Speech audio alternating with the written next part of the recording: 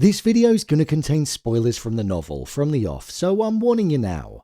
The most recent episode of Foundation led to a few little suspicions and theories going around about enemy number one in the galaxy, the Mule, and it's around the fact that he might not quite be who he says he is. So far, we've seen the Mule being played by Pilo Ashbeck, and that's who we've been led to believe is actually him. He's appeared in the vision to Gale, and he was acting like the Mule when he took over Calgon. However, with the introduction of Magnifico, a character that we were led to believe was basically an entertainer for the Mule, it had some eyebrows raising and some theories being flown around. So with that, I wanted to dive into the theory about Magnifico potentially being the actual Mule and see if it's plausible within the show. So let's get into it. Here is Foundation Season 3, That Mule Theory Explained. Just to let you know, this video will contain spoilers. So what's the theory? Well, the theory that started circulating following episode 3 of Foundation is that Magnifico is in fact the Mule, and the Mule that we've come to see isn't actually the threat. It's been said that Magnifico is an alias that the real Mule is using so that he can find the second Foundation and look to destroy it. The fact that he's been taken by Tauren and Beta would also confirm this as well, as Magnifico isn't currently seen as a threat by them. This would mean that the Mule that we've seen is somebody that's been getting controlled by Magnifico, who is the real Mule, and it's all a front in order to allow him to stay more protected.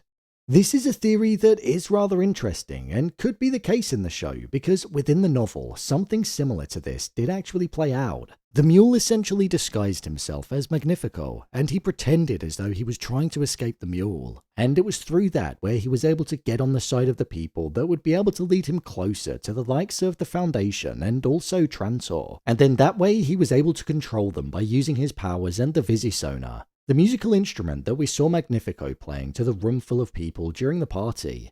This instrument is actually said to be powerful enough to brainwash entire populations, and with him taking it with him on the ship, it seems like that could well be happening, as within the novel that does take place. Our Mule doesn't have it with him, so I don't see how we'd get one, especially seeing as though they're said to be quite rare. Things that have happened in the show so far that support this theory are, take the first episode for example. When the Mule arrived in front of Archduke Balerion, there were these holographic visuals, which makes me think that Magnifico could have potentially been utilizing his Visisonar in some capacity, using it as a way to get the entirety of Balerion's army under his control. There was something similar in the visuals to what we saw when Pritchard walked over to the Mule, which makes me think that it's similar to what was happening due to the music. All of that army also switched their behaviours on a dime, and so far we don't quite know if the Mule that was standing in front of Balerion had the capability of being able to turn all of the people that were there just by standing there. As well as that, there was a line in the most recent episode where the Mule said, "I'm not always like this. Normally I'd let you enjoy it at least." So that in itself makes me wonder that with Magnifico out of the picture, can he not utilize the powers because he's not in the proximity?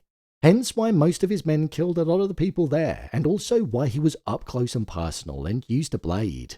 He also said the line, "Do you ever feel like your life's not your own, like you've been taken over by some holy spirit?" If this isn't a hint to the fact that Magnifico is using the Mule that we know as some kind of decoy and a puppet in order to lure everybody's eyes away from him so he can actually get to work on destroying the galaxy and the second Foundation, then I truly don't know what is. He literally said that he feels like his life has been taken over and it didn't feel like himself. So I'm guessing that's one of the first true hints that's been given to us.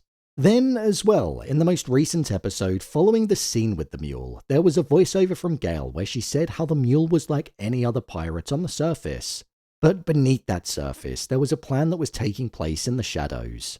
This again feels like another hint from the showrunners to just subtly nod to the fact that whilst we're being led to believe that the Mule is like any other pirate, he's not. Because in the darkness, something more sinister is going on, something that we don't even see. So I think that sinister edge could well be Magnifico Giganticus tricking everybody that is around. He's just got a one-way ticket with Beta and Tauren. He couldn't have worked it any better.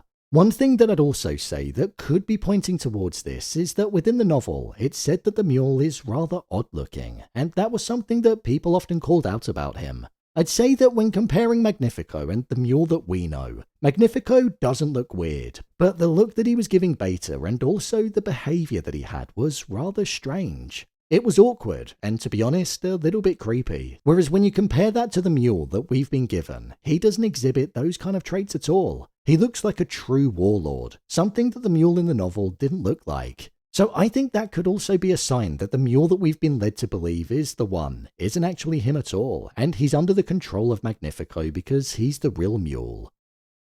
One final thing that's making me question that the Mule that we know might not actually be him comes from when Pritchard went to walk over to him.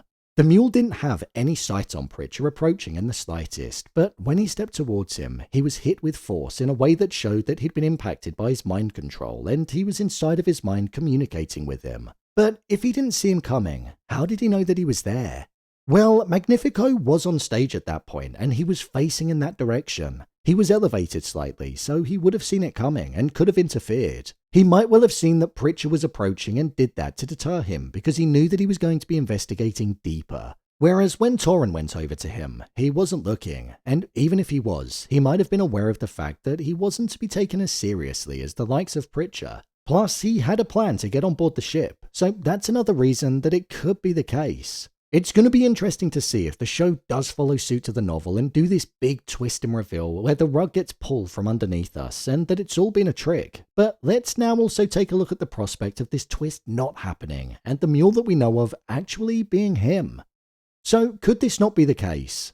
Well, even after all of that evidence, it could well go in the other direction still. You never know. Within the show's past, it hasn't always truly followed the books right the way down to the wire, so the showrunners might well be looking to make us believe that we're going to be getting the twist, not give it to us. And then that could be an even larger twist itself. The few things that make me think that the Mule could be who he really says he is that when he was first speaking to Brother Dawn, he compared the differences that they had with one another, especially their upbringings, saying how all he knew was war and that he'd been uncomfortable his whole life, whilst Brother Dawn had been sitting there living in comfort.